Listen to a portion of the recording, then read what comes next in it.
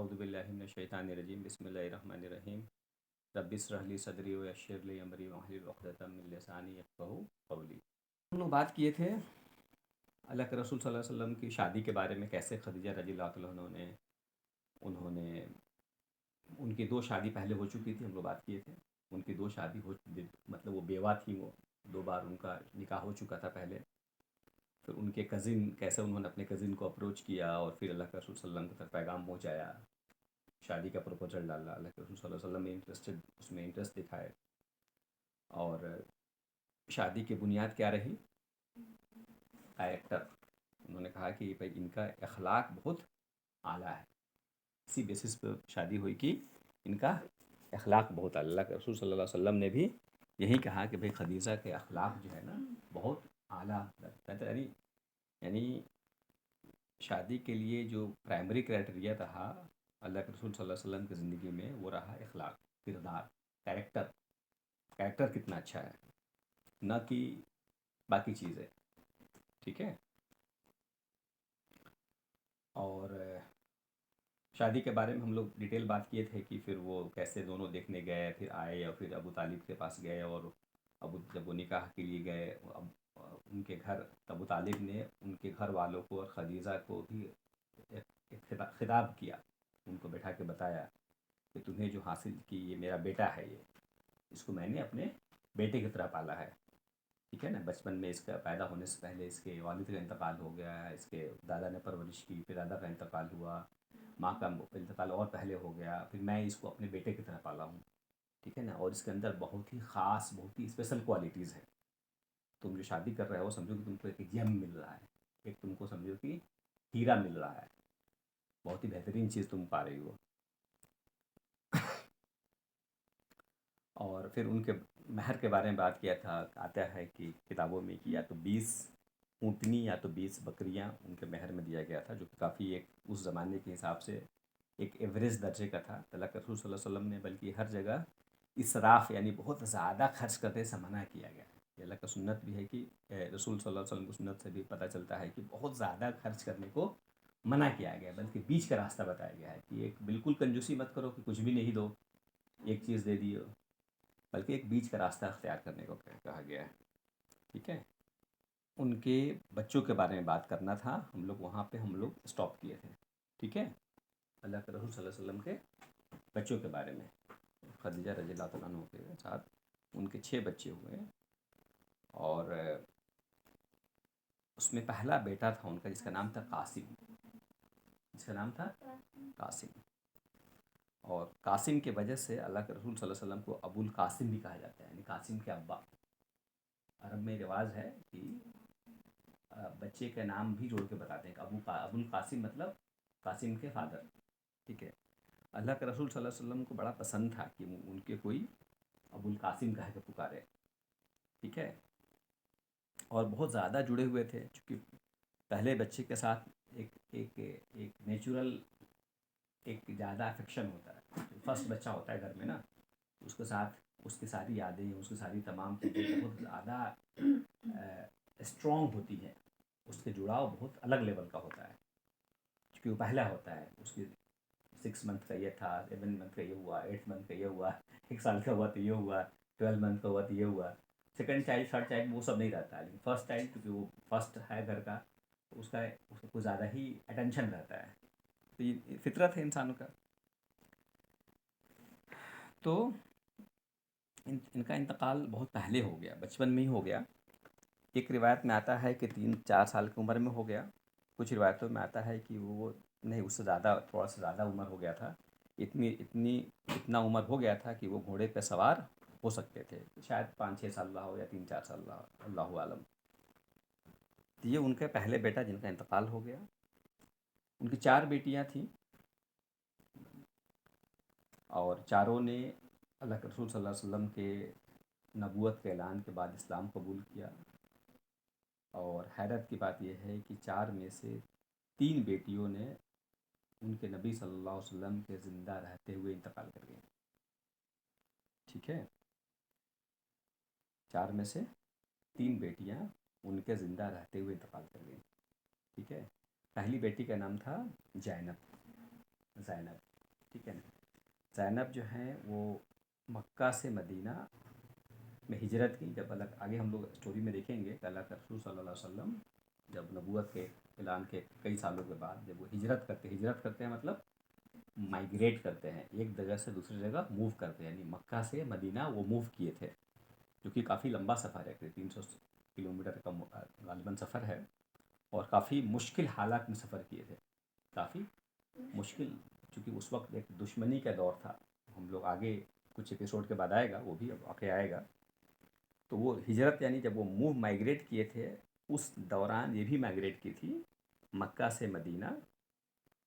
اور ان پہ اسی دوران ان پہ کچھ چوٹ لگی، ان پہ کچھ اٹیک ہوا، اور اسی چوٹ کی وجہ سے ان کا انتقال ہو گیا، زینب کا انتقال ہو گیا. ٹھیک ہے.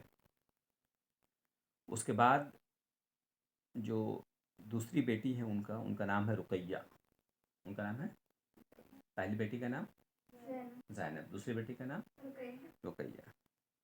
رقیہ کے بارے میں آتا ہے کہ یہ جب ایک جنگ بدر ہوا تھا، آگے ہم لوگ اس کے بارے میں بھی بات کریں گے. جنگ بدر ہوا تھا، اس سمے ان کو یہ بہت زیادہ بیمار پڑ گئی تھی، بہت ہائی فیور تھا، بہت زیادہ بیمار تھی. اور ان کی شادی ہوئی تھی عثمان بن عفان رضی اللہ تعالیٰ عنہ پہ. ان کے شوہر کا نام کیا تھا؟ عثمان بن عفان، جو آگے چل کے خلیفہ بھی بنے تھے. عثمان رضی اللہ تعالیٰ عنہ خلیفہ کا ہم لوگ واقعہ سنے ہیں پہلے بھی، یہ خلیفہ بنے تھے. تو ان سے شادی ہوئی تھی ان کی. ٹھیک ہے. تو جنگ بدر میں اللہ کے رسول صلی اللہ علیہ وسلم نے عثمان رضی اللہ تعالیٰ عنہ کو ان کو واپس بھیج دیا تھا کہ جاؤ اپنی بیوی کی دیکھ ریکھ کرو.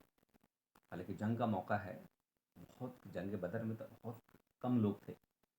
جنگ بدر میں آتا ہے کہ مسلمانوں کی تعداد بہت کم تھی، اور اس میں بھی اللہ کے رسول صلی اللہ علیہ وسلم نے ان کو کہا کہ جاؤ اپنی بیوی کی خدمت کرو کیونکہ وہ بہت زیادہ بیمار ہے.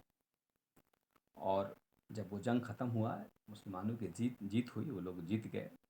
اس کے بعد جو غنیمت بٹتا ہے، غنیمت بولتے ہیں اسپوائلز آف وار، جو مال غنیمت، یعنی جو جنگ میں جو چیز حاصل ہوتی ہے، آپ جنگ میں جو چیز جیت لیے اس کو آپس میں بانٹ لیتے ہیں. اس کو جائز کہا گیا ہے کہ وہ جو بھی جنگ میں تم جیت لیے وہ تمہارا ہے، تم اسے کھاؤ پیو مزے کرو. جنگ میں جو چیزیں جیتتے ہیں اس کو بولتے ہیں غنیمت، مال غنیمت. تو جب حصہ لگا تو اللہ کے رسول صلی اللہ علیہ وسلم نے اس میں عثمان رضی اللہ تعالیٰ عنہ کو حصہ بھی دیا ہے. بھلے ہی وہ بیوی کی خدمت کر رہا ہے، لیکن ان کا حصہ اس میں دیا گیا کیونکہ وہ جنگ میں شریک ہونے آئے تھے. اللہ کے رسول صلی اللہ علیہ وسلم نے ان کو واپس بھیجا تھا. تو یہ رقیہ کا تھا. اور بعد میں وہ بیمار پڑی اور پھر ان کا انتقال ہو گیا. ام کلثوم تھرڈ جو ان کی بیٹی ہے، تیسری بیٹی کا نام ہے ام کلثوم. ام کلثوم جو ہیں، جب یہ رقیہ کا انتقال ہو گیا، ان کی شادی کس سے ہوئی تھی؟ عثمان رضی اللہ عنہ. جب ان کا انتقال ہو گیا تو اللہ کے رسول صلی اللہ علیہ وسلم نے اپنی سیکنڈ ڈاٹر، جو اس کے بعد والی ڈاٹر تھے، جو بیٹی ہیں جن کا نام ام کلثوم ہے، ان کی شادی پھر کن سے کی؟ ان کے ساتھ شادی بھی عثمان رضی اللہ عنہ سے کر دی. ٹھیک ہے. پہلی بیٹی کا انتقال ہو گیا، اب دوسری بیٹی کا بھی شادی انہیں سے کر دی. تو عثمان رضی اللہ تعالیٰ عنہ کے بارے میں آتا ہے کہ بڑے ہی وہ فضیلت والے ہیں، ان کا مرتبہ بہت زیادہ ہے. اور کہتے ہیں کہ وہ اس وجہ سے ان کو بولتے ہیں جن نورین. جن نورین کو کہتے ہیں جن نورین مطلب دو نور والے، مطلب ایسا انسان جس نے نبی کی دو بیٹیوں سے شادی کی، جن کو جن نورین مطلب دو نور والے، جن کو دو نور کی بصیرت ملی، جن کو دو نور ملا. اللہ کے رسول صلی اللہ علیہ وسلم کو دو بیٹیوں سے شادی کرنے کا موقع ملا. بلکہ کہتے ہیں کہ یہ واحد شخص ہیں جن کو پورے ہسٹری میں نبیوں کے سلسلے میں جو کہ نبی کی دو بیٹیوں سے شادی کی. ٹھیک ہے. اور وہ بھی کافی بیمار ہوئی آگے چل کے، اور اللہ کے رسول صلی اللہ علیہ وسلم کے زمانے میں ہی ان کا بھی انتقال ہو گیا. ٹھیک ہے. زینب، رقیہ، ام کلثوم، یہ تین بیٹیاں ہیں. تینوں بیٹیوں کا انتقال اللہ کے رسول صلی اللہ علیہ وسلم کے زمانے میں ہی، وہ زندہ رہتے ہوئے ہی ان کا انتقال ہو گیا. चौथी बेटी हैं फ़ातिमा। फ़ातिमा रज़ी अल्लाह तआला अन्हा से ही इनका नस्ल चला, उन्हीं से उनकी औलाद का सिलसिला चला, ठीक है। और वो बहुत ज़्यादा जुड़ी हुई थी नबी सल्लल्लाहु अलैहि वसल्लम, सबसे छोटी भी थी। और वो नबी सल्लल्लाहु अलैहि वसल्लम से मिलने आई थी। उनके मौत, जब अल्लाह के रसूल सल्लल्लाहु अलैहि वसल्लम कहते हैं ना एक मरजुल मौत, यानी जब बहुत ज़्यादा बीमार पड़ गए थे, अब उनका इंतकाल होने वाला था, इतने बीमार थे कि उठ भी नहीं पा रहे थे, उस वक्त वो मिलने आई थी। बहुत तकलीफ़ में थे, बहुत पेन था उनको। उस वक्त वो मिलने आई थी। कौन? हज़रत फ़ातिमा। वो मिलने आई थी। कहते हैं कि एक दिन, उनके मौत से एक दिन पहले, अल्लाह के रसूल सल्लल्लाहु अलैहि वसल्लम के इंतकाल से एक दिन पहले आई थी मिलने। और उन्होंने देखा और कहा भी कि या अल्लाह, मेरे अब्बा को देखो कितनी तकलीफ़ में है, कितनी तकलीफ़ में है। तो अल्लाह के रसूल सल्लल्लाहु अलैहि वसल्लम ने क्या कहा, आज के बाद तुम्हारे अब्बा कभी तकलीफ़ नहीं उठाएंगे। आज के बाद तुम्हारे अब्बा, मतलब क्या हुआ कि उनको मालूम था कि अब मेरा दुनिया से जाने का वक्त आ गया है, ठीक है। और जब अल्लाह के रसूल सल्लल्लाहु अलैहि वसल्लम का जब इंतकाल हो गया, इतना ज़्यादा वो गमगीन हो गई, इतना ज़्यादा वो दुखी हो गई कि कहते हैं ना वो उससे बाहर नहीं, मतलब उनके इंतकाल के 6 महीने के अंदर ये भी इंतकाल कर गई। अल्लाह के रसूल सल्लल्लाहु अलैहि वसल्लम के इंतकाल के 6 मंथ के अंदर, 6 महीने के अंदर में, 6 महीने के बाद उनका भी इंतकाल हो गया। ये 4 बेटियों के बारे में हम लोग बात कर लिए। उनका एक और बेटा था जिसका नाम है अब्दुल्ला। एक तो पहला बेटा का नाम क्या था? कासिम। और एक और बेटा है अब्दुल्ला। अब्दुल्ला के कई निक नेम भी थे। एक तो नहीं है, एक निक नेम था, निक नेम बोलते हैं ना, पुकारू नाम जिसको हम पुकारते हैं। एक तो है अतैयब, उनको तैयब भी बोलते हैं। तैयब मतलब होता है बड़ी खूबसूरत, ब्यूटीफुल। और एक उनका एक और नाम था ताहिर। ताहिर मतलब होता है पाक साफ। तैयब मतलब खूबसूरत और ताहिर मतलब पाक साफ। ये उनका नाम थे, पुकारू नाम थे। अब्दुल्ला इब्ने मोहम्मद, इनका इंतकाल भी जन्म के, इनके बर्थ के कुछ दिनों के अंदर ही हो गया था। इनका कुछ दिनों के अंदर ही हो गया था, ठीक है। एक और इनके बेटे थे जो दूसरी बीवी से, जिनका नाम था इब्राहिम, जो कि मारिया अल किब्तिया से के बदन से हुए थे। इनका भी इंतकाल कहते हैं, ये भी इब्राहिम बहुत छोटे थे, करीब 18 महीने के थे, मतलब गालमन 1.5 साल के थे। उस वक्त ही इनका भी इंतकाल हो गया। यानी 3 बेटों को खो दिया। 3 बेटे, और तीनों बेटे छोटे में। सबसे बड़े कौन हुए? कासिम, जो 3-4 साल, 5 साल, 6 साल जो भी वो उम्र रहा हो। बाकी जो 2 बेटे अब्दुल्ला और इब्राहिम, दोनों ही कुछ कुछ कुछ दिनों में और कुछ महीनों के अंदर इंतकाल हो गया। जब ये इनका सबसे लास्ट बेटा इब्राहिम का इंतकाल हुआ, तो अल्लाह के रसूल सल्लल्लाहु अलैहि वसल्लम बहुत ज़्यादा गमगीन हो गए। गमगीन हो गए। इंसान के अंदर फितरत है कि इंसान बच्चों को खोना बहुत ज़्यादा ये परेशान कुन होता है इंसान के लिए, बहुत ज़्यादा तकलीफ़ देह होता है। और लेकिन गमगीन हुए, लेकिन रोते नहीं थे, लेकिन उनके आँख से अपने आप आंसू टपक जाते थे। इतने गमगीन हो गए कि उनके आँख से आंसू निकल जाते थे। और दुआ करते थे कि अल्लाह ताला इब्राहिम के, बहुत छोटे से, इतना छोटा बच्चा इंतकाल कर जाए जो कुछ महीने में, तो दुआ करते थे कि अल्लाह ताला इब्राहिम के लिए एक ऐसे इंतज़ाम करे अल्लाह ताला जन्नत में, जो उसकी देख रेख करे, उसको दूध पिलाए, उसकी देखभाल करे। मतलब वो एक इमोशनल था उनका। यानी देखा जाए तो टोटल 7 बच्चे हुए उनके। 3 बेटे और 4 बेटियाँ। 7 में से, ये गौर करने वाली बात है, कहना आसान है, गौर करने वाली बात है कि अल्लाह के रसूल सल्लल्लाहु अलैहि वसल्लम ने अपनी ज़िंदगी में 7 में से 6 बच्चों को दफना दिया। 7 में से 6 बच्चों को अपने हाथों से दफन दिया, ठीक है ना। बस एक फ़ातिमा रज़ी अल्लाह तआला जिन्होंने लंबी उम्र पाई, और वो अल्लाह के रसूल सल्लल्लाहु अलैहि वसल्लम के बाद इंतकाल की। बाकी उनके 7 में से 6 बच्चों को उन्होंने खुद अपने से दफनाया। तो ये इसलिए कहते हैं अल्लाह के रसूल सल्लल्लाहु अलैहि वसल्लम के पेशेंस, सब्र के पहाड़ थे वो। کسی کا ایک بچہ انتقال کر جائے تو وہ اس کو صبر نہیں ہوتا ہے، اس کو صبر کرتے کرتے زمانہ نکل جاتا ہے، اور کسی کے 6 بچے انتقال ہو جائے، کیسے انہوں نے، یعنی کہنے کا مطلب یہ ہے کہ جب کہتے ہیں کہ وہ اللہ کے رسول صلی اللہ علیہ وسلم جب بات کرتے ہیں صبر کی نا، تو واقعی صبر کا مطلب وہ سمجھتے تھے، صبر کیا ہوتا ہے، جو بھی اللہ کے رسول صلی اللہ علیہ وسلم نے ہمیں بتایا، کر کے دکھایا، وہ انہوں نے ایکسپیرینس کیا، پین کیا ہوتا ہے، درد کیا ہوتا ہے، صبر کیا ہوتا ہے، برداشت کیا ہوتا ہے۔ ہم لوگ تھیوریٹیکل باتیں بولتے ہیں، اللہ کے رسول صلی اللہ علیہ وسلم نے اس کو واقعی اس کا سپرلیٹیو ڈگری، اس کا جو ہائیسٹ فارم ہوتا ہے، اللہ نے ان کو ایکسپیرینس کروایا، اللہ نے ان کو ایکسپیرینس کروایا کہ واقعی صبر کیا ہوتا ہے، برداشت کرنا کیا ہوتا ہے، ٹھیک ہے۔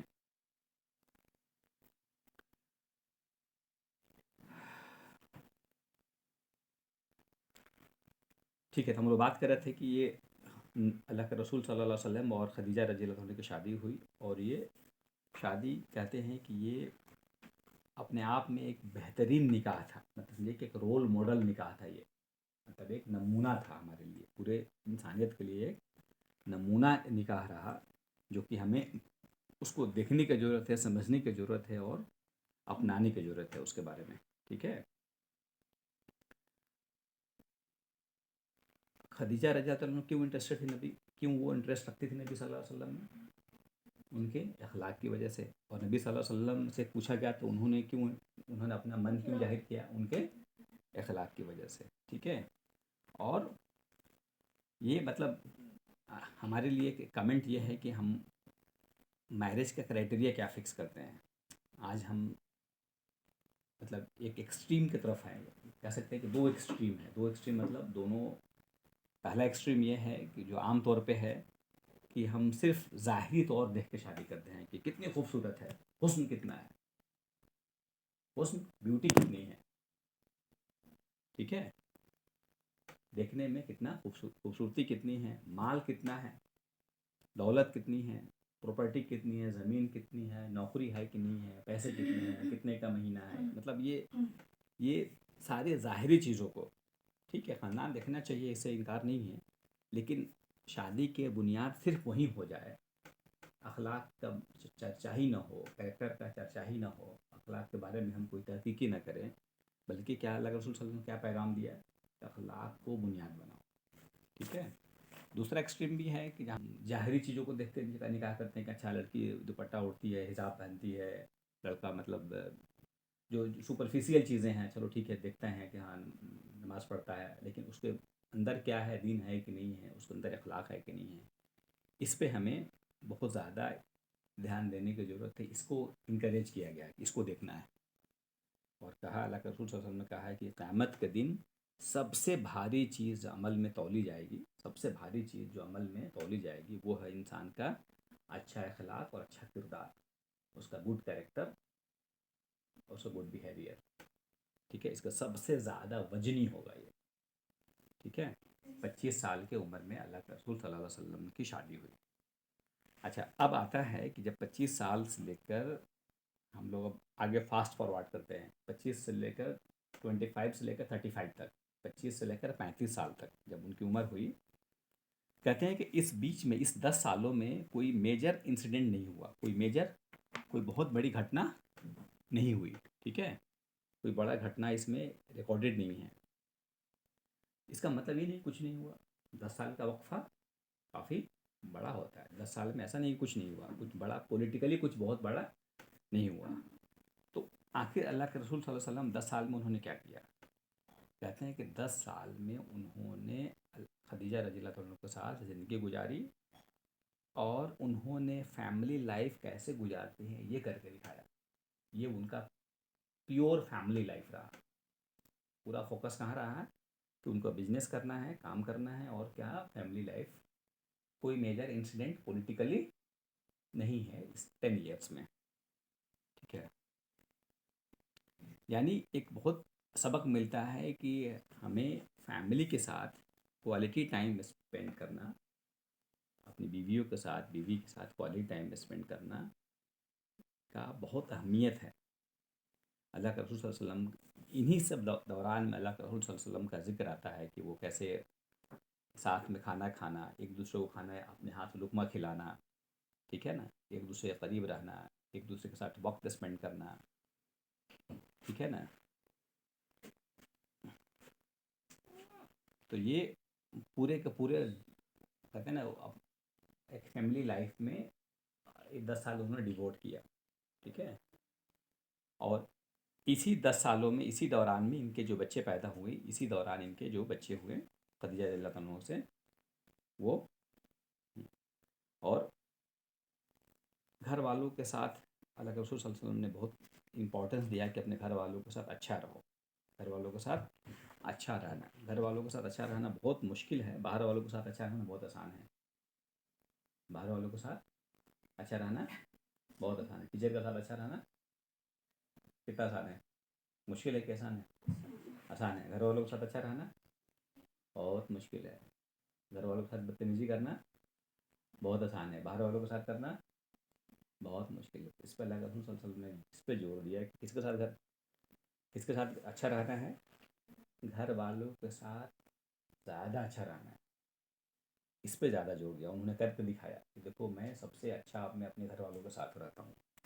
اور اس 10 سالوں میں وہ صرف ساتھ ہی نہیں رہنا، ساتھ کوالٹی ٹائم اسپینڈ کرنا، ساتھ رہنا، کھانا کھانا کھلانا، ایک دوسرے کا دھیان رکھنا، بلکہ ساتھ میں عبادت کرنا بھی مطلب اس کا حصہ تھا. یہ نہیں کہ تمام تو دنیا کی ضرورتیں پوری ہو رہی ہیں، بلکہ جو ساتھ جو ہے نا، ٹوگیدرنیس جو ہے نا، وہ ہر چیز میں تھا. وہ ساتھ میں کھانا، ساتھ میں پینا، ساتھ میں رہنا، ساتھ میں سونا، اور ایون عبادتوں میں بھی ساتھ میں اس میں بھی انکریج کرتے تھے.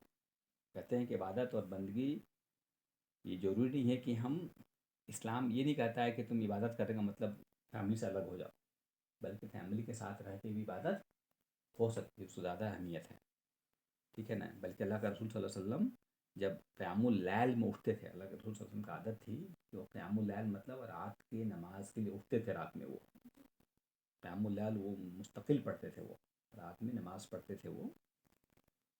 تو جب وہ اٹھتے تھے تو اب دیکھتے تھے کہ ان کا اگر ان کی بیوی سو رہی ہے تو ان کو بھی اٹھاتے تھے تاکہ مل کے نماز پڑھ سکے. دونوں ساتھ مل کے نماز پڑھ سکے، ٹھیک ہے.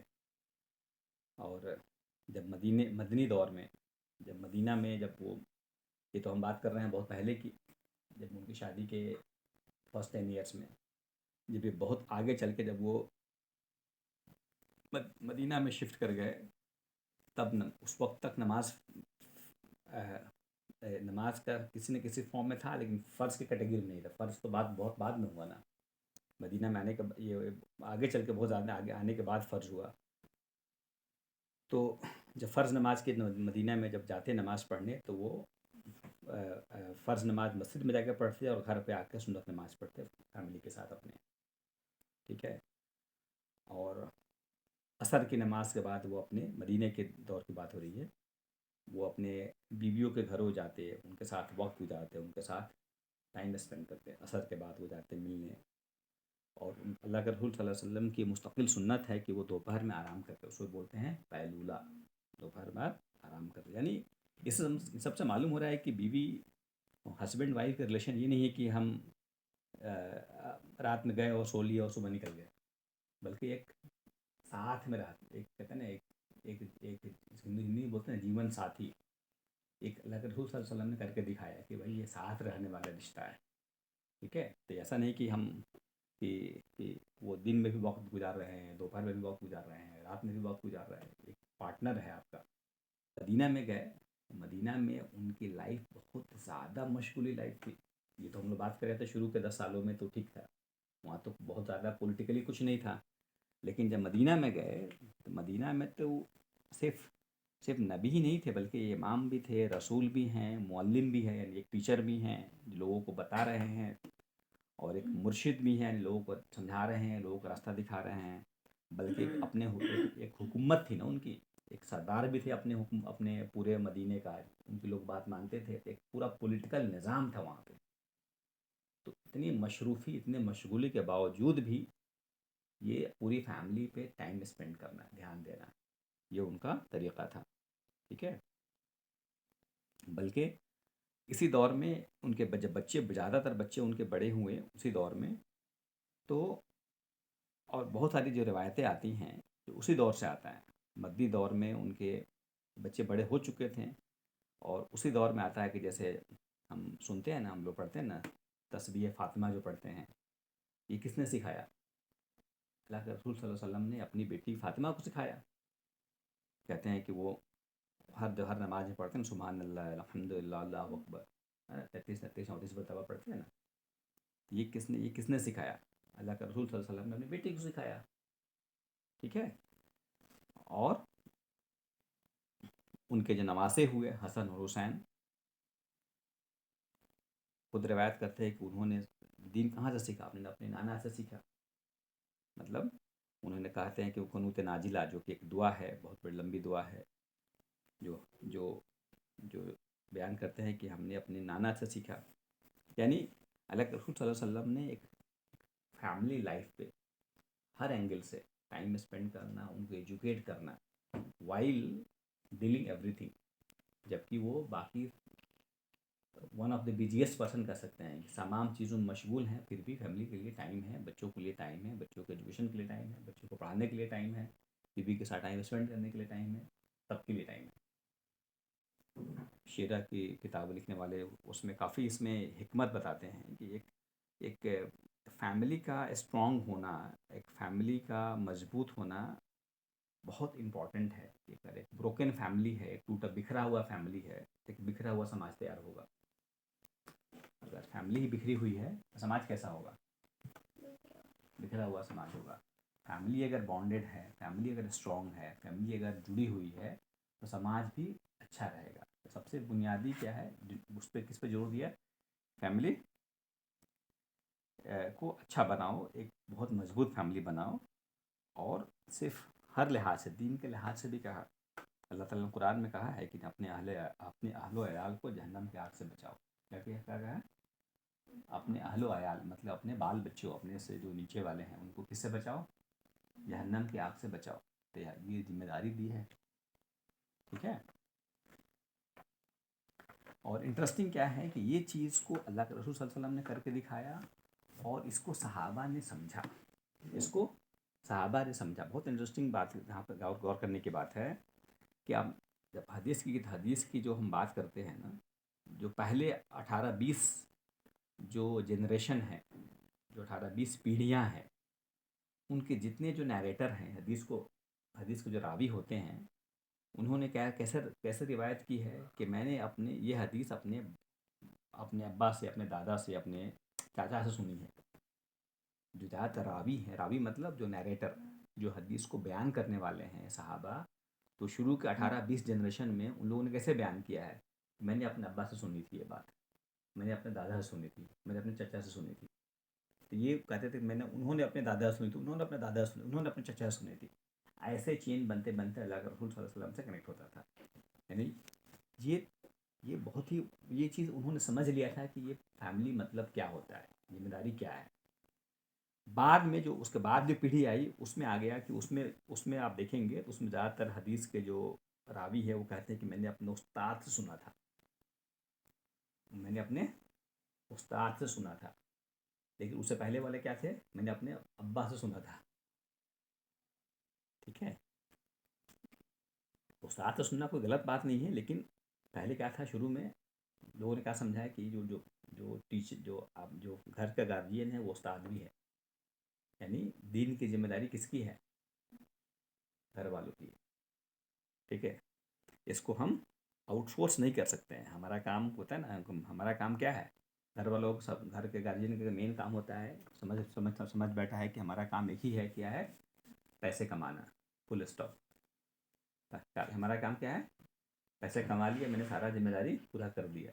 جی نہیں، پیسہ کمانا ایک کام ہے، ہم سوچتے ہیں کہ باقی سارا کام آؤٹ سورس کر لیتے ہیں۔ آؤٹ سورس مطلب کرائے پہ کر لیتے ہیں نا، گھر میں کام کرنے کے لیے کوئی مل جائے گا، کوئی پڑھانے والا مل جائے گا، کوئی گاڑی چلانے والا مل جائے گا، کوئی مطلب ہر کام کرنے والا کوئی نہ کوئی مل جائے گا۔ ہمارے پاس بس پیسہ ہونا چاہیے۔ بلکہ ایسا اللہ کے رسول صلی اللہ علیہ وسلم کی تعلیم ایسی نہیں تھی۔ انہوں نے بچوں کی تربیت اور گھر کو سینٹر بنایا کہ اسے مجھے کرنا ہے، اور صحابہ نے سیکھا۔ بلکہ انہوں نے کہا، حالانکہ رسول صلی اللہ علیہ وسلم کی حدیث ہے کہ خیرکم خیرکم لأہلہ وانا خیرکم لأہلی، یعنی تم میں سے سب سے اچھا وہ ہے جو اپنے فیملی کے لیے اچھا ہے، اپنے پریوار کے لیے اچھا ہے، اور میں اپنے پریوار کے لیے سب سے اچھا ہوں۔ تم میں سے سب سے اچھا انسان کون ہے؟ جو اپنے فیملی کے لیے اچھا ہے۔ آج کے ڈیٹ میں لوگ بہت سارے مل جائیں گے جو پورے گاؤں کے لیے اچھے ہیں، سوائے اپنے فیملی کے۔ پورے گاؤں ان کو مالا پہناتا ہے، پورا علاقہ ان کو ہاتھ پہ اٹھا کے پھرتا ہے، واہ واہی کرتا ہے، بس کہاں پہ نہیں ہوتا ہے واہ واہی؟ بس گھر میں آتے ہی وہ سب ختم ہو جاتا ہے۔ حضرت رسول صلی اللہ علیہ وسلم نے کہا کہ تم میں سب سے اچھا انسان وہ ہے جو اپنے پریوار کے لیے، اپنے فیملی کے لیے اچھا ہو، اور سب سے میں اپنے فیملی کے لیے سب سے اچھا ہوں۔ ٹھیک ہے، اب آتا ہے 25 سے 25 to 35 ایئرس ہے، 25 سے لے کر 35 سال کی عمر تک کوئی بہت میجر انسیڈنٹ نہیں ہوا۔ ایٹ دا ایج آف 35 کے جب ہوئے اللہ کے رسول صلی اللہ علیہ وسلم، اس وقت ایک بہت میجر انسیڈنٹ ہوا۔ دھیان سے سنو، 35 ایئر سے 40 ایئرس تک ایسے انسیڈنٹ ہوں گے، ایک طرح سے اللہ تعالیٰ بیک گراؤنڈ بنا رہا ہے کہ دیکھو اب کچھ بہت بڑا ہونے والا ہے۔ اب اللہ تعالیٰ وہی کا جو سلسلہ شروع کیے ہیں وہ 40 سال پہ شروع کیے ہیں۔ تو اس سے پہلا جو انسیڈنٹ ہو رہا ہے وہ ایٹ دا ایج آف 35، کعبے کا ریکنسٹرکشن، مطلب کعبے کو دوبارہ بنایا گیا۔ کہتے ہیں کہ کعبہ جو ہے وہ تو سینکڑوں سال سے تھا، اور وقت کے ساتھ ساتھ وہ پرانا ہو گیا، اس کے دیواریں گرنے لگی، ٹوٹ پھوٹ ہو گئی، مرمت ہوتا تھا لیکن ہوتا نا وقت کے بعد اتنا زیادہ کمزور ہو گیا، دیواریں گرنے لگی تھی اس کی۔ اس زمانے میں اس کی ہائٹ بھی کم تھی، کعبہ کی اونچائی بھی کہتے ہیں کہ 6-7 میٹر سے زیادہ نہیں تھا، ابھی تو اس کا 3 گنا ہے۔ اس وقت 6 سے 7 میٹر کی اونچائی تھی، ابھی اس کا 3 ٹائمس زیادہ ہے۔ ٹھیک ہے، اور اس سمے کعبے کا جو دروازہ تھا، کعبے کا جو گیٹ تھا، وہ بھی کافی زمین سے لگا ہوا تھا، کافی نیچے تھا۔ اور اس وقت کیا ہوا، ایک کعبہ میں کیا ہوا، اس وقت ایک چوری ہو گئی، اس زمانے میں ایک چوری ہو گئی۔ چوری کیسے ہو گئی، اور چوری کیا چیز کی ہو گئی کہ اس پورے علاقے میں کعبے کو لوگ بیت اللہ کہتے تھے، اللہ کے گھر مانتے تھے، بڑا ہی نیک جگہ، پاک جگہ مانتے تھے اسے، اور کوئی بھی اس کو اس میں سے چوری کرنا، توڑنا اور چھیڑنے کی ہمت نہیں کرتا تھا۔ وہ پورے کعبے، بھلے ہی وہ بت کو مانتے تھے لیکن کعبے کا رسپیکٹ بہت زیادہ تھا۔ اور کعبے کے لیے لوگ پیسے اکٹھا کرتے تھے، اس کے مینٹیننس کے لیے ہوتا ہے نا، کوئی بھی ایک ایسا جگہ ہوتی ہے تو اس کے لیے پیسے اکٹھے ہوتے ہیں نا، چندہ اکٹھا ہوتا ہے۔ تو لوگ جو کامن ایک فنڈ ہوتا تھا جو پیسے لوگ اکٹھا کرتے تھے اس کے لیے، کعبے کے لیے، تو وہ کافی زیادہ ہوتا تھا، وہ سونے چاندی بہت ساری قیمتی چیزیں لوگ جمع کرتے تھے، جو کہیں سے بھی آ رہا ہے تو کعبے کے نام پہ دے رہا ہے، اور وہ سارا کا سارا کعبے کے اندر رکھا جاتا تھا، کیونکہ کعبہ ہے اس میں کون چھوئے گا، کعبے کے اندر اس کو لوگ سمجھتے تھے کہ یہ بہت ہی سیف جگہ ہے، تو کعبے کا جو بھی مال ہوتا تھا، جو کعبے کے نام پہ جمع ہوتا تھا، سب وہ اندر رہتا تھا۔ لیکن چوروں نے کیا کیا، کعبہ کے اندر بھی سامان کو لوٹ لیا۔ ٹھیک ہے، یہ سارے بیک گراؤنڈ ہے کیوں ایسا ہوا ریکنسٹرکشن۔ ایک تو کافی پرانا ہو گیا تھا، دیواریں جھڑ رہی تھی، گر رہی تھی، کافی نیچے تھا، دروازہ کافی نیچے تھا، اور اسی وقت کیا ہوا تھا، ایک چوری کا ایکسیڈنٹ ہوا تھا، اور اسی زمانے میں بہت زیادہ بارش ہوئی تھی، کعبے میں بہت بارش ہوئی مکہ میں، اور جس کی وجہ سے باڑھ آ گیا، اور باڑھ آنے کی وجہ سے کیا ہوا، ایک اور وجہ بن گیا کہ اس کی دیواریں خراب ہونے لگی، اور دیواریں تھوڑی تھوڑی سی گرنے لگی تھیں، پلاسٹر گر رہا ہے، کچھ گر رہا ہے، جھڑ رہا ہے۔ تو ان سب کی وجہ سے قریش نے طے کیا کہ کعبہ کو ہمیں مرمت نہیں ہوگا، اس کو دوبارہ ہمیں بنانا پڑے گا، ریپیئرنگ سے کام نہیں چلے گا، اس کو دوبارہ سے ہمیں کنسٹرکٹ پورا گرا کے ہمیں دوبارہ بنانا پڑے گا۔ یہ اتنا کمزور ہو چکا ہے کہ اس کو مرمت سے کام نہیں ہوگا، ہمیں بنانا پڑے گا۔ لیکن پرابلم کیا تھا کہ کعبہ کو لوگ بہت ہی زیادہ پاک جگہ، پوتر جگہ مانتے تھے، اور یہ لوگ بڑے ہی کہتے ہیں نا سپرسٹیشیس تھے، اندھ وشواسی لوگ تھے، بتوں کو پوجا کرتے تھے، بہت طرح کی چیزیں ان کے دماغ میں چلتی تھی، تو یہ لوگ ہچکچاتے تھے کہ کیسے گرائیں اس کو، کعبہ کو گرانا اتنا بڑا، اتنا ہمارا اتنی بڑی چیز ہے، اس کو کیسے گرا سکتے ہیں ہم، بڑا ڈر تھا ان کے اندر۔ ٹھیک ہے، ان کو لگتا تھا کہ ایسا نہیں ہے کہ ہمارے سارے بت بھی اسی میں ہیں، کہ ہم گرا دیں اور ہم کو کوئی کچھ پنشمنٹ مل جائے، ہم کو کوئی بت ہم کو کچھ سزا دے دے. تو لوگ باتیں تو کرتے تھے، صرف باتیں ہوتی تھی، کرنے کی کوئی ہمت نہیں کرتا تھا. اور چرچا چلتا رہا. آخر کار ایک دن ابو کے ماما، عبداللہ کے ماما، نبی کے والد تھے عبداللہ، ان کے ماما جو کہ ان کے دادا گریٹ انکل ہوئے، وہ کھڑے ہوئے اور بولے کہ یار بہت باتیں ہو رہی ہے، میں جا رہا ہوں تعمیر کرنے اس کی، میں جا رہا ہوں تعمیر کرنے. اور انہوں نے کیا کیا، کعبہ کا دیوار کا ایک پتھر اٹھایا، ایک جگہ سے کعبہ جہاں دیوار پتھر تھا اس کو ہٹا کے نکالا گرانے کے لیے اس کو. اور جیسے انہوں نے پتھر کو ہٹا کے رکھا، پتھر پھر سے اڑ کے جا کے وہاں چلا گیا. کیا ہوا، پتھر ایک طرح سے فلائی بیک. اب تو لوگ ویسے ہی ڈرے ہوئے تھے، لوگ تو پہلے سے ڈرے ہوئے تھے اور سب کی سٹی پٹی گم ہو گئی. سارے لوگ اور ڈر گئے کہ بھائی یہ کیا ہو گیا، اور ڈر گئے، سارے لوگ گھبرا گئے.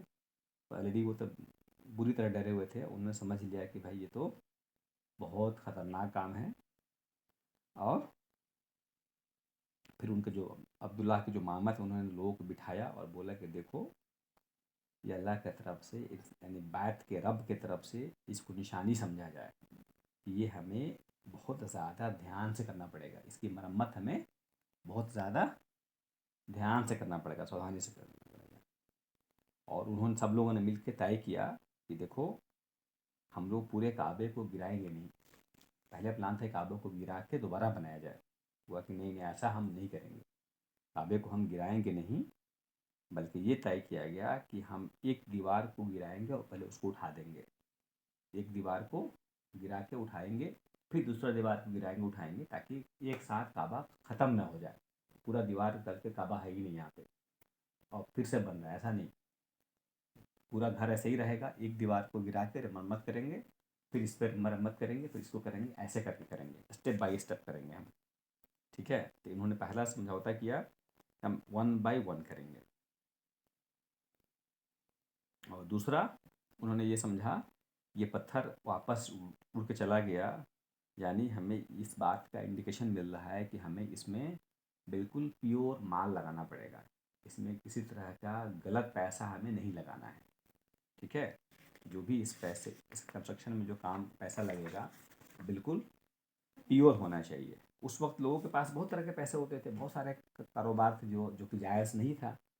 اس وقت بہت سارا شراب بیچنا، جوا، سود، انٹرسٹ، پروسٹیٹیوشن، بہت طرح کے کام ہوتے تھے کعبہ مکہ میں. تو سب کے پیسے اس ٹائپ کے پیسے بہت زیادہ تھے لوگوں کے پاس. تو لوگوں نے ڈیسائڈ کیا کہ نہیں ان سب پیسے، لوگ سمجھتے تھے کہ یہ چیز غلط ہے. ڈیسائڈ ہوا کہ نہیں ہم یہ شراب، جوا، اس ٹائپ کے غلط پیسوں کو ہم لوگ نہیں لگائیں گے، بلکہ ویسے ہی پیسے لگائیں گے جو محنت سے کمایا ہوا ہے، جو پاک صاف ہے. ٹھیک ہے، یعنی ایک اور اس سے ہمیں سبق ملتا ہے کہ ہم اللہ کے دین کے لیے جو پیسہ خرچ کرتے ہیں، جو دین کے پیسہ خرچ کرے، وہ ہمیں بہت دھیان رکھنا چاہیے کہ وہ کیسے مال کیسا ہو، وہ حلال پیسے ہو. ٹھیک ہے، بلکہ یہ نہیں کہ ہم اس زمانے میں بھی تھا اور آج کے زمانے میں بھی ہے کہ ہم پیسے کہیں سے بھی کمائیں، کیسے بھی کر لے، کچھ پیسے مسجد میں لگا دیے، مسجد پیسہ پیک ہو گیا. نہیں نہیں نہیں نہیں، اس کے لیے سختی سے منع ہے کہ ہم کام کیا کر رہے ہیں، پیسے کہاں سے لائیں، غلط طریقے سے لائیں. کوئی پیسوں کو پیور کرنے کا طریقہ نہیں ہے کہ پیسے کو تھوڑے پیسے مسجد میں انیک کاموں میں لگا دیے تو پیسہ ہمارا، مال ہمارا پیور ہو گیا. یہ سوچ غلط ہے، ایسا کچھ نہیں ہوتا ہے، بلکہ ہمیں پاک پیسے کو لگانا ہے. لیکن اس کا مطلب یہ نہیں کہ ہم CBI بن جائے کہ پیسہ کون لا رہا ہے، اچھا اس کو انویسٹیگیشن کرنے لگے، تم کہاں سے لائے ہو، کیسے کی ہو. قرآن یہ بھی منع کیا گیا ہے کسی کے پیچھے انویسٹیگیٹ مت کرو. ٹھیک ہے، یعنی ہمیں اس کے لیے ضرورت ہے کہ ایجوکیٹ کریں، ہم اس کے لیے معلوم ہونا چاہیے کہ ہمیں کس ٹائپ کے پیسے لگانا چاہیے. تو یعنی مکہ جو کہ اس وقت کے جو لوگ تھے وہ لوگ مشرک تھے، آئیڈل ورشپ یعنی بتوں کو پوجا کرتے تھے. ان کے پاس اتنی عقل آ گئی تھی ان کے پاس اتنی عقل تھی کہ بھائی اس میں پیسہ حرام کا نہیں لگانا ہے، پیسہ اس میں حلال پیسہ لگانا ہے، جائز پیسہ محنت سے کمایا ہوا لگایا ہے۔ اور ہمارا آج کیا حالت ہے؟ ٹھیک ہے، کعبہ کے پاس ایک کنواں تھا، تو جمنم کا کنواں تو الگ تھا، ایک اور کنواں تھا، چھوٹا سا کنواں تھا کعبہ کے پاس تھا، جو کہ ایک چھوڑا ہوا کنواں تھا جو کہ بند ہو گیا تھا۔ اس کنویں سے کیا ہوا، اس کنویں سے ایک سانپ نکلا، اس کنویں سے ایک سانپ نکلا، بڑا سانپ، اناکونڈا، اجگر، اجگر سانپ جیسا نکلا، اور وہ پورا کعبہ کے چارف دیواروں کے اوپر پورا جا رہا تھا، اور اس کا سر کالا تھا، شریر بلیک، مطلب پورا جسم کالا تھا، اس کا پیٹ سفید تھا، اور وہ کوئی بھی پاس جاتا تو بالکل ڈنک پھفکارتا، وہ بالکل آواز کرتا، پھفکارتا، وہ منہ کھولتا جا رہا تھا۔ لوگ اور سمجھ ڈر گئے تھے کہ بھائی یہاں پہ جو بھی ہمیں کام کرنا ہے بہت زیادہ دھیان سے کرنا ہے، پیسہ بھی صاف ستھرا ہونا چاہیے، ہم کو کام کرنے کا طریقہ بھی بڑا ہی ادب سے اور بڑا ہی عاجزی کے ساتھ کام کرنا ہے۔ ٹھیک ہے، کہتے ہیں کہ وہ سانپ بعد میں اپنے آپ ہٹ گیا، ایک روایت میں آتا ہے کہ وہ کوئی پرندہ آیا، وہ کچھ ایک ولچر یا کچھ آیا، اس کو اٹھا کے لے گیا، یا جیسے بھی اللہ عالم۔ اب فائنلی ہوا کہ چلو بھائی کعبے کی تعمیر کیسے ہوگی، ڈیسائیڈ ہو گیا، اب ہوا کہ کعبے کی تعمیر شروع کی جائے۔ اب جھگڑا ہو گیا کہ کون بنائے گا، کیونکہ کئی قبیلے تھے، بنو عادی، بنو قلاد، بنو ہاشم، یہ بڑے بڑے قبیلے تھے۔ اب ان لوگوں نے بلڈ اوتھ لیا، سارے قبیلوں کو سردار میں بلڈ اوتھ کس کو بولتے ہیں؟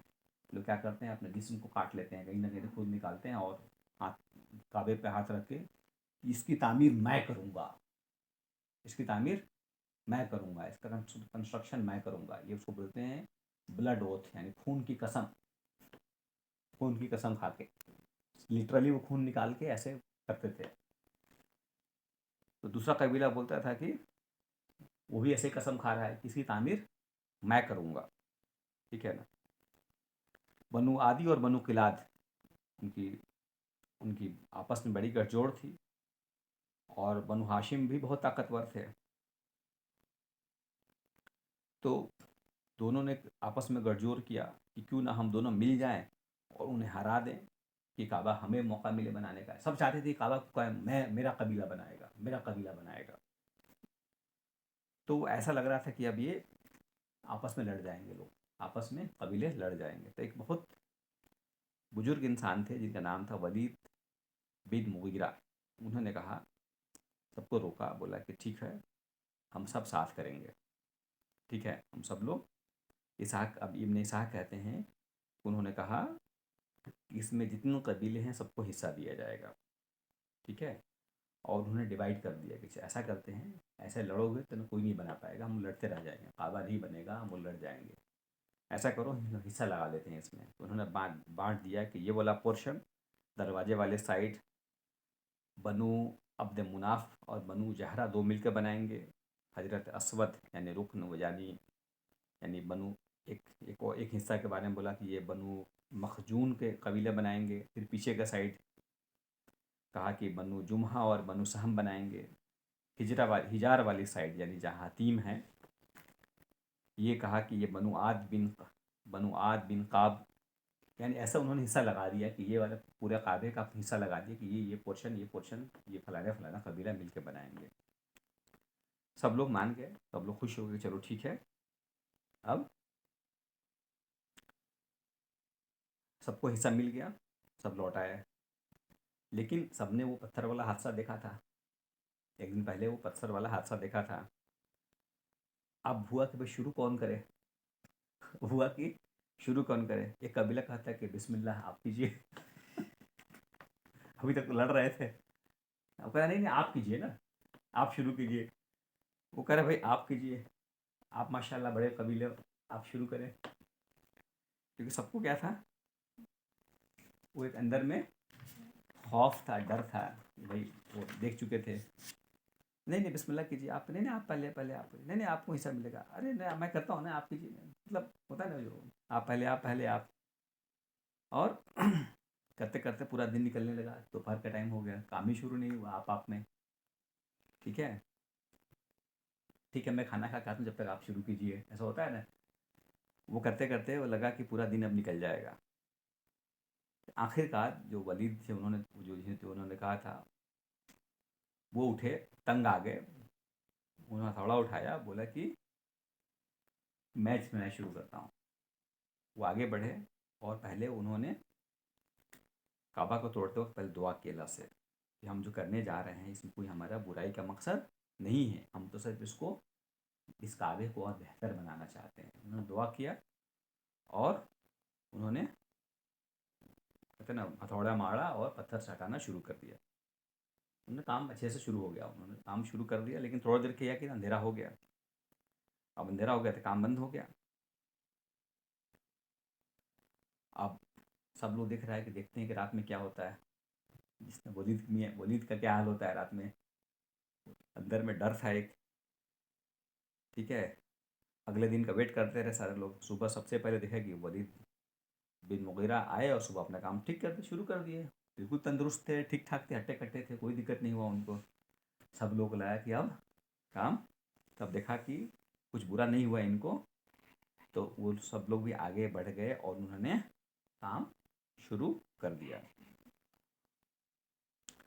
اور اس طرح سے انہوں نے کام شروع کیا. اور جب دیوار توڑ کر انہوں نے نیو تک پہنچے، جب دیوار کے نیو تک پہنچے تو وہاں پہ انہیں ایک ایسا جگہ ملا جو کہ اس کا فاؤنڈیشن تھا. وہ فاؤنڈیشن جس کو بولتے ہیں اساس ابراہیم، یعنی جس کو ابراہیم علیہ السلام نے رکھا تھا. ٹھیک ہے نا. اور وہ پتھر بڑے ہی مطلب نوکیلے ٹائپ کے پتھر تھے، نوک والے پتھر تھے، بہت سیدھے سادھے نہیں تھے، وہ ٹیڑھے میڑے تھے. کہتے ہیں کہ اس زمانے میں کوئی اتنا پراپر اینٹ اور ٹیکنیک نہیں تھا. جو ان کو ملا ابراہیم علیہ السلام کو ایک ریگستان میں، ڈیزرٹ میں، انہوں نے اس کو استعمال کر کے انہوں نے بنا دیا تھا. انہوں نے کام چلایا. تو انہوں نے سوچا کہ اس نیو کو بھی جو نیو ملا، جو اس کا بیس ملا، جو کہ پتھر جس کا بڑا ہی بے ترتیب تھا، نکیلا تھا، نکلا ہوا تھا، انہوں نے کہا کہ اس کو بھی ٹھیک کر دیتے ہیں.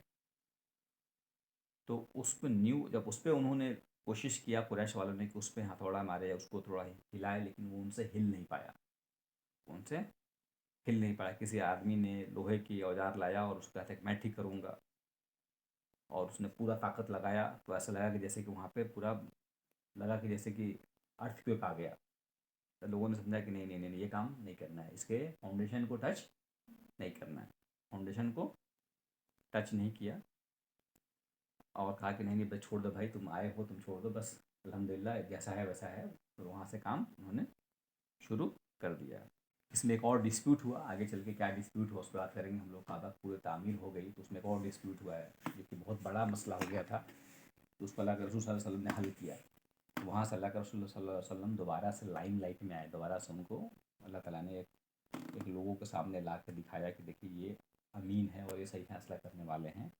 اور ایک طرح سے یہ ساری واقعات اس لیے ہوئے کہ اللہ کے رسول صلی اللہ علیہ وسلم کے پاس اب وحی کا سلسلہ شروع ہونے والا تھا. اس سے پہلے یہ سب چیزیں آئیں. ٹھیک ہے، چلیے جزاک اللہ خیر. سبحان اللہ بحمدہ، سبحانک اللہم و بحمدک، نشہد ان لا الہ الا انت، نستغفرک و نتوب الیک. سبحان ربک رب العزۃ عما یصفون وسلام علی المرسلین والحمد للہ رب العالمین.